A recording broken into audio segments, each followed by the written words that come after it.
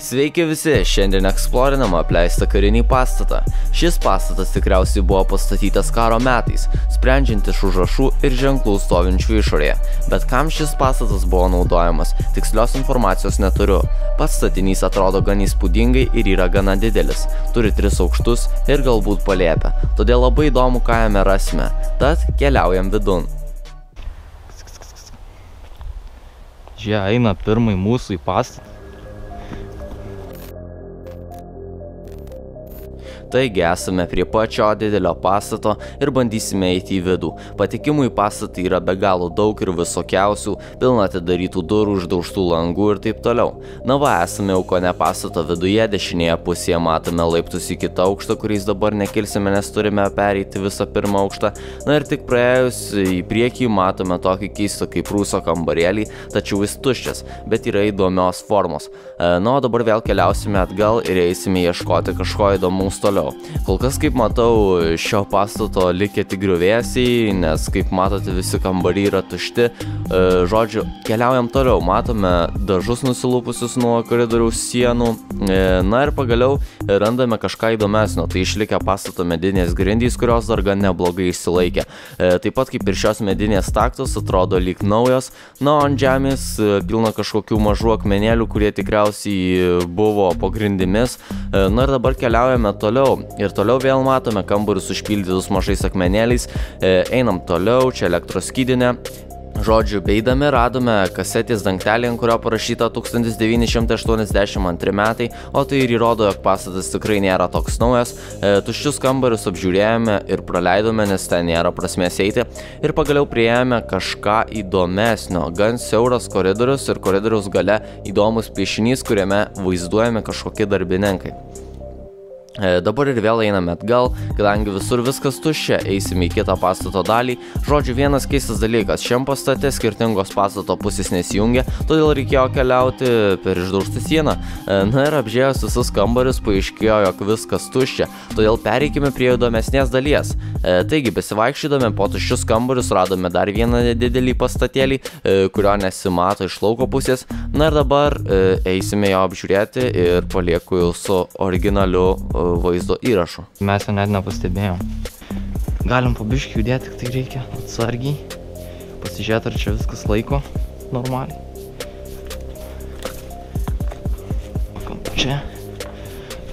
Čia. Na va, ir iš čia matosi tas didysis pastatas.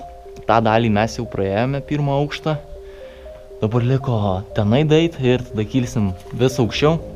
Na ir kaip matot, pakeliui radom tokį pastatėlį. Damn! Iš tikrųjų įspūdingai atrodo šitas visas dalykas. Baigtas, žodžiu, šita siena pakibus ore, čia vanduo, viskas išgriauta. Tik tai reikia, žodžiu, atsargiai čia vaikščioti žiauriai. Taigi labiausiai mane nustebinęs dalykas kol kas yra šis mažas pastatėlis, kuris neturi grindų ir apsemtas vandeniu, nors čia likę tik griuvėsiai, tačiau vis tiek jis atrodo labai įdomiai. Na, o dabar judėsime atgal ir keliausime didžiuoju pastatu vis aukščiau. Kadangi visi kambariai yra tušti ir kone identiški, apžvelgsime tik įdomiausias vietas. Na va, ir jau kone grįžome į didįjį pastatą, dabar esame pasiruošę kilti aukščiau ir ieškoti kitų įdomybių. O štai čia matome šio pastato ilgąjį koridorių, kuriuo eisime iki laiptinės vedančios į antrąjį aukštą. Taigi, kylame aukštyn laiptinę, tikrai neblogo stovio ir gan gražiai atrodančią. Dabar esame antrame aukšte ir šiame aukšte taip pat viskas tuščia, tik labiau apgriuvę, vos įėjus matosi toks gražus kambarys. Na ir šiame aukšte mane nustebino vienas dalykas, kurį jums tuoj ir parodysiu. Čia taip pat kaip ir kitur nesijungia priešingos pastato pusės, todėl reikia lysti per išgriautą sieną. Na ir beeinant toliau radau tokį keistą dalyką. Ant daugumos sienų nupieštas mažas vaiduoklis, tikrai labai įdomu, nes jų pilnas visas antras aukštas. Na, o čia matome įspūdingą išgriautą sieną, o dabar kilsime aukščiau ir keliausime tiesiai į pastato palėpę. Todėl, jog apžiūrėjus 3 aukštą viskas kone identiška ir tuščia, taigi taip atrodo įėjimas į palėpę. Kaip matote, laiptinė užgriauta, tačiau tai nesukelia problemos į ten patekti. Dabar kylame viršun, na ir jau esame palėpėje. Viskas čia tikrai labai įdomiai atrodo, tikriausiai įdomiausia šio didelio pastato vieta. Na ir kadangi kol kas neradome nieko įdomaus, tai tiesiog pasigrožėkit vaizdais esančiais palėpėje. Trying to tell me something, I don't listen. I don't pay attention to these children running up the highway on a mission. I see green lights, misfits, smoking cannabis. Taigi priėjome palėpės galą, dabar leidžiame žemyn, na ir šiame nedidelėme kambarėlyje radome įdomų dalyką. Tai lenta su kažkokiais vardais, pavardėmis, aprašymais ir tuo pačiu žmonių portretais. Kas tai tiksliai yra, nežinau, bet tai tikriausiai susijęs su šiuo pastatu, galbūt tai buvo jame dirbę darbuotojai ar kažkas tai tokio.